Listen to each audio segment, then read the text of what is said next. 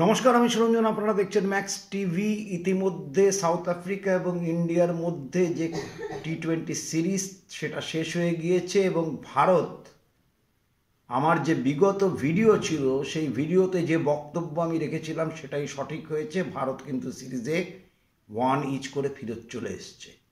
অর্থাৎ সাউথ আফ্রিকাকে শুধু হারানো নয়, পর্যুদস্ত করে ভারত হারিয়েছে।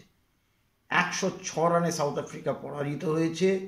সূর্যকুমার যাদবের অসাধারণ সেঞ্চুরি, অধিনায়কোচিত ইনিংস এবং সেই সঙ্গে কুলদীপ যাদব তার জন্মদিনে 5 উইকেট নিয়েছেন 17 রান দিয়ে টি-20তে 4 ওভারে। সুতরাং আমি যেটা বলেছিলাম তখন, বিগত ভিডিও আমাদের আর্কাইভে আছে, সেই আর্কাইভে গিয়ে দেখলে আপনারা দেখতে পাবেন আমি কি বলেছিলাম এক্স্যাক্টলি। আমি বলেছিলাম যে মিডিয়া একটুখানি প্রেশারে আছে, মিডিয়া নানা রকম কথা, একবার বলছে ইয়াং টিম নিয়ে যাওয়া উচিত, একবার বলছে নতুনদেরকে সুযোগ দেওয়া উচিত এবং সুযোগ দেওয়ার সঙ্গে সঙ্গে একদম মিরাকল তৈরি হয়ে যাবে, সঙ্গে সঙ্গে সব ওয়ার্ল্ড কাপ আমরা জিতে যাব। আমি বলেছিলাম বিষয়টা এরকম নয়। বিষয়টা হচ্ছে কোনো একটা জায়গায় স্টিক করে থাকতে হবে এবং স্টিক করে থেকে আমাদেরকে ঠিক করতে হবে, বিসিসিআইকে ঠিক করতে হবে, টিম ম্যানেজমেন্টকে ঠিক করতে হবে, মূলত যে তাদের ঠিক প্ল্যান কি, তারা কি চাইছেন এবং যে প্ল্যানটি তারা করেছেন, যেটা তারা চাইছেন, সেটা কি নতুনদেরকে নিয়ে এগোনো, নাকি পুরনো নতুনদের সংমিশ্রণে এগোনো, নাকি শুধু নতুনদেরকেই সুযোগ দিয়ে তাদেরকে তৈরি করা টি-20 ওয়ার্ল্ড কাপের জন্য আইপিএল মাঝখানে যে টি-20 যা আছে, যতটুকু অবশিষ্ট রয়েছে সেই খেলাগুলোকে কেন্দ্র করে তারপরে ঠিক করে ফেলা এবং সেই সঙ্গে এগিয়ে নিয়ে যাওয়া ভারতীয় টিমকে আগামী 24-এর জন্য তৈরি করা এবং 24-এ আমরা ফিয়ারলেস ক্রিকেট খেলবো, অ্যাটাকিং এগ্রেসিভ ক্রিকেট খেলবো, কিন্তু আমরা জিততে নাও পারি, আমরা জেতার জন্যই খেলবো। কিন্তু আমরা যদি আন্ডারডগ হয়ে খেলি, যেটা 2007-এ হয়েছিল, যেটা 1983 সালে হয়েছিল, 2011-তে হয়েছিল, এক্সপেকটেশন যদি কম থাকে, সেক্ষেত্রে ভারতীয় দল বেটার রেজাল্ট করতে পারে। এই হচ্ছে মূলত আমার বক্তব্য ছিল বিগত ভিডিওতে। এবং আমি বলেছিলাম যে যদি এরকম নয় যে ইন্ডিয়া সিরিজটা হেরে গিয়েছে, যদি হেরেও যায় তাতেও কিছু যায় আসে না, যেটা আমার বিগত ভিডিওতে বক্তব্য ছিল, প্রতিবেদনে বক্তব্য ছিল। কিন্তু ইন্ডিয়া যদি জিতে যায় তাহলে কি হবে? সিরিজ যদি 1-1 ড্র হয় তাহলে কি হবে? তাহলে প্ল্যান কি? প্ল্যান এ কি, প্ল্যান বি কি, প্ল্যান সি কি, কীভাবে আমরা এগোতে চাই, সেই রূপরেখা তৈরি করতে হবে। এবং মিডিয়াতে যারা সমালোচনা করেন, যারা ক্রিকেট নিয়ে চর্চা করেন, যে সমস্ত মিডিয়া ভারতে রয়েছে বা ভারতের বাইরেও রয়েছে, তাদেরও মাথায় রাখতে হবে যে নতুনদেরকে নিয়ে চান্স দিতে গেলে ঝুঁকি আছে, ট্রানজিশন পিরিয়ড আছে, সেই ট্রানজিশন পিরিয়ডে সময় দিতে হয়।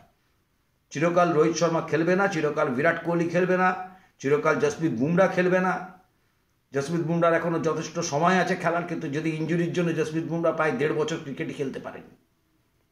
সুতরাং এই অবস্থায় দাঁড়িয়ে যখন টিম তৈরি করা হয়, তখন সেই জায়গায় একটু ধৈর্য ধরা উচিত। সেই জায়গায় ধরেই নিতে হবে যে আমরা খেলবো ফিয়ারলেস ক্রিকেট, আমরা জিততেও পারি, আমরা হারতেও পারি, কিন্তু আমরা যদি আন্ডারডগ হয়ে খেলি তাহলে আমাদের পক্ষে সুবিধে। তাহলে নতুন ছেলেদের ক্ষেত্রে প্রেশার কম, তাদেরকে যত চাপে কম রাখা যাবে তত কিন্তু ইন্ডিয়া ভালো ক্রিকেট খেলবে। এবং টি-20তে যে কোনো সময় 1 ওভার 1.5 ওভারের মধ্যে ম্যাচ ঘুরে যেতে পারে। সেটা গতকাল আপনারা দেখতে পেয়েছেন যে ভারত শুরু করেছিল যখন, তখন কিন্তু 62 রানে 2 উইকেট ছিল। সূর্যকুমার যাদব যখন শুরু করেছিল এক সময় 14 বলে 18 রান ছিল। জয়সওয়াল তার আগে এগিয়ে যাচ্ছিল, কিন্তু তারপরে কিন্তু সূর্যকুমার যাদব 56 বলে 100 রান করে তারপরে আউট হয়ে গিয়েছেন। কিন্তু যে কাজের কাজটি করা সূর্যকুমার যাদব এবং জয়সওয়াল করে গিয়েছেন। পরের দিকে আমরা হয়তো 20-25 রান আরও বেশি করতে পারতাম, কিন্তু আমাদের পরের দিকে উইকেট খুব চটজলদি আমরা হারিয়েছি। দ্বিতীয় উইকেটের পরে, প্রথম উইকেটের পরে দ্বিতীয় উইকেটটা আমরা প্রথম বলেই তিলক শর্মা, এইভাবে যেটা আমার বক্তব্য, তিলক ভার্মা, যেটা আমার বক্তব্য যে অন্তত টি-20তেও প্রথম 2-3টে বল দেখা উচিত, 3-4টে বল দেখা উচিত, তারপরেই মারা উচিত। প্রথম বলটি একটা ফ্লাইটের ডেলিভারি অফ স্টাম্পের ওপরে ছিল এবং সেটাকে তুলে মারা দরকার, সেটা যে জায়গায় বলটা এসে মিট করেছে অনায়াসে গ্রাউন্ডে খেলা যেত, এক্সট্রা কাভার এবং মিড অফের মাঝখান দিয়ে খেলা যেত, কারণ প্লেয়ারটা ওপর দিকে ছিল। সেটা না করে তুলে লফটেড মারতে গিয়ে মিস টাইম হয়, ঠিকমতো টাইমিংটা হয় না এবং প্লেসমেন্টও ঠিকমতো না হওয়ার দরুন তিলক ভার্মা আউট হয়ে যায়। সুতরাং অভিজ্ঞতার সঙ্গে সঙ্গে তিলক ভার্মাকে বুঝতে হবে এই ছোট ছোট জিনিসগুলো এই নতুন নতুন ছেলেদেরকে বুঝতে হবে। তারা অভিজ্ঞতা, খেলার মাধ্যমে অভিজ্ঞতা হবে এবং তার মাধ্যমেই বুঝবে।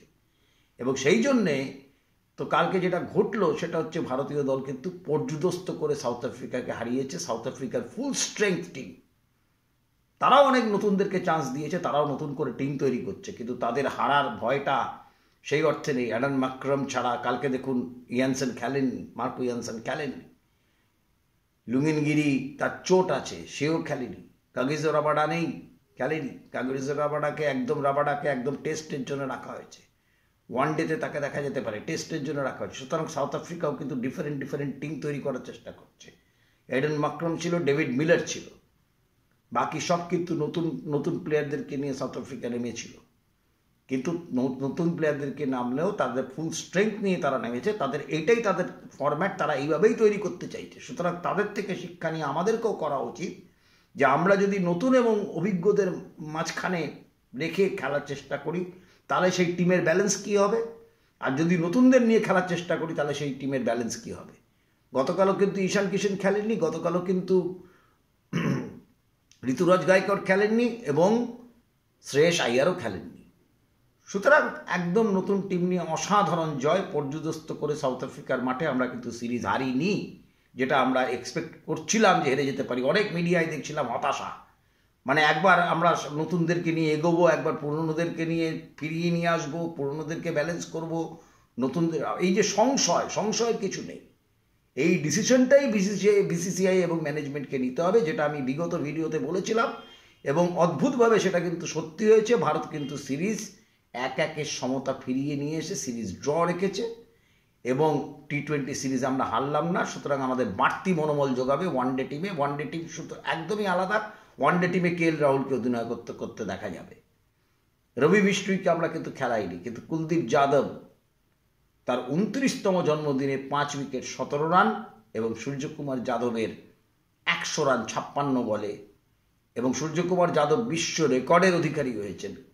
কীরকম 2000 রানের বেশি রান করেছেন, 1, 2, 56 বলে করেছেন 2, 3, 4, রোহিত শর্মার 4টে সেঞ্চুরি আছে টি20তে, সেটাকেও সূর্যকুমার যাদব ছুঁয়ে ফেলেছেন।